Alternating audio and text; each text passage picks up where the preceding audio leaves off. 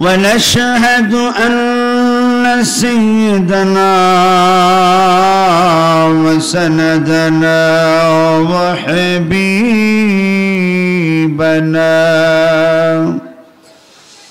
وحبيب ربنا ومعشوقنا ومحبوبنا ومرشدنا ومولانا محمدا عبده ورسوله صلى الله عليه وعلى جميع النبيين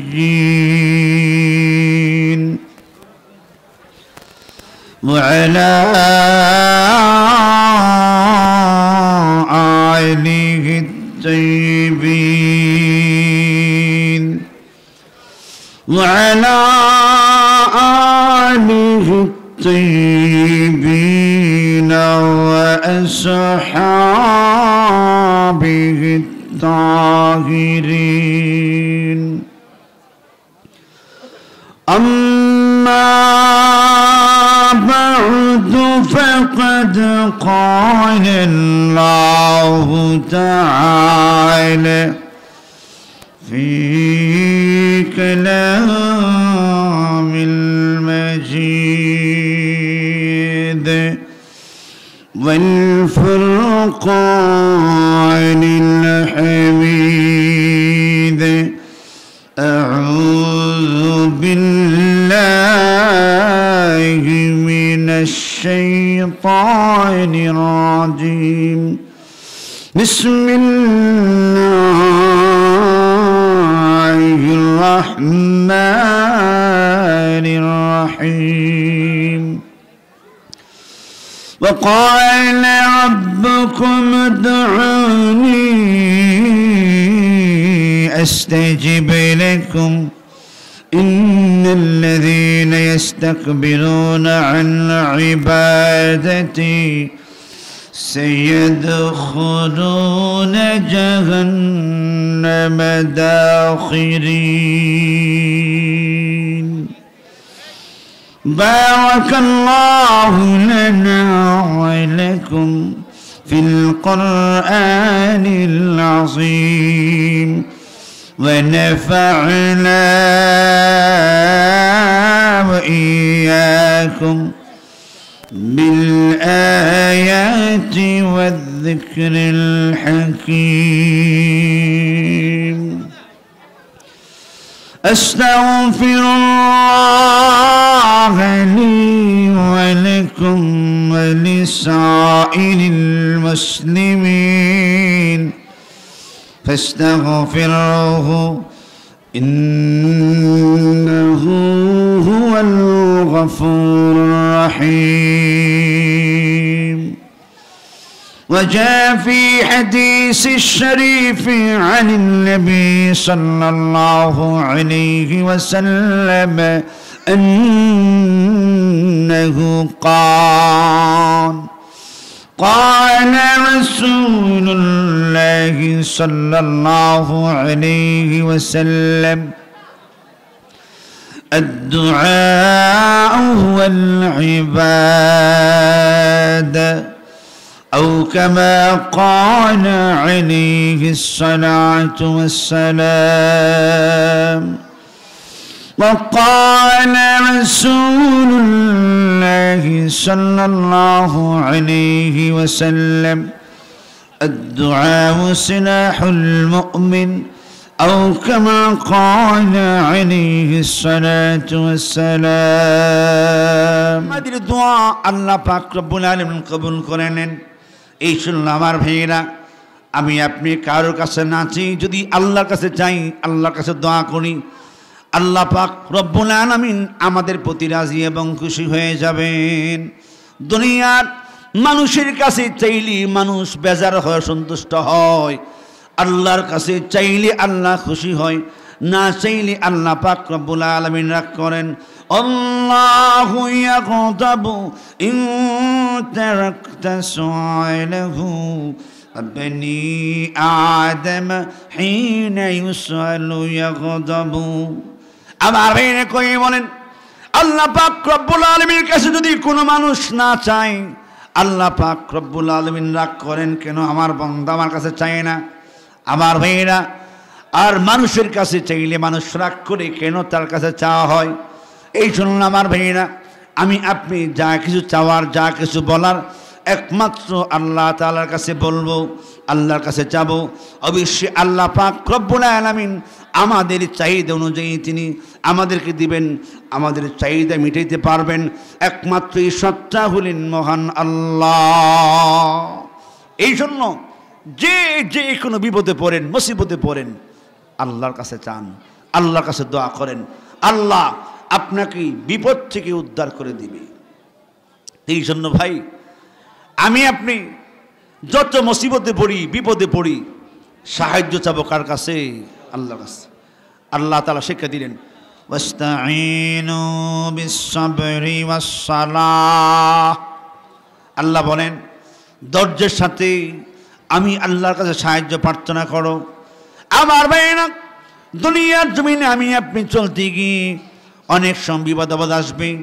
বিপদ আপদ আসলে আমরা ধৈর্য ধারণ করব, আর বিপদ থেকে উদ্ধার হওয়ার জন্য 2 রাকাত নামাজ পড়ে রব্বে কারিমের কাছে দোয়া করব। আল্লাহ পাক রব্বুল আলামিন দোয়ার বদলতে বিপদকে আমাদের থেকে দূরে সরাইয়া দিবেন। এই জন্য রাসূলুল্লাহ বলেন, আদ-দুআউ সিলাহুল মুমিন। দোয়া হইল মুমিনের হাতিয়ার। দোয়ার দ্বারাই আল্লাহ পাক রব্বুল আলামিন মুমিনকে বিপদ থেকে উদ্ধার করে দেন। দোয়ার দ্বারাই আল্লাহ পাক রব্বুল আলামিন মুমিনের চাহিদা মিটাইয়া দেন। একজন মহিলা খানে কাবা তওয়াফ করতেছেন। ও ভাই, আমরা কিন্তু বিপদে পড়লে অস্থির হয়ে যাই।